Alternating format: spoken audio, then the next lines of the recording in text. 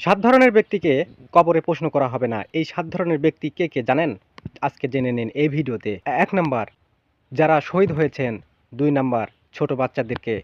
তিন নাম্বার, যে ব্যক্তি প্রতি রাতে সূরা মুলক তেলাওয়াত করে। চার নাম্বার, যে ব্যক্তি পেটের পীড়ায় আক্রান্ত হয়ে মৃত্যুবরণ করেছেন।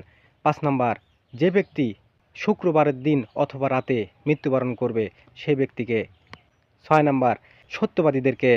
সাত নাম্বার, যে ব্যক্তি পাগল এবং বোকা। এই সাত ধরনের ব্যক্তিকে কবরের প্রশ্ন করা থেকে বিরত থাকবেন। তাদেরকে কবরে কখনোই প্রশ্ন করা হবে না। সবাইকে বোঝার তৌফিক দান করুন, আমিন। রাসূল সাল্লাল্লাহু আলাইহি ওয়াসাল্লাম বলেছেন, যে ব্যক্তি আমার হাদিস অন্য ব্যক্তিদেরকে জানায় তার জন্য রাসূল সাল্লাল্লাহু আলাইহি ওয়াসাল্লাম কিয়ামতের দিন সুপারিশ করবেন। সবাই বেশি বেশি করে ভিডিওটি শেয়ার করে দিন, সবাইকে জানার সুযোগ করে দিন।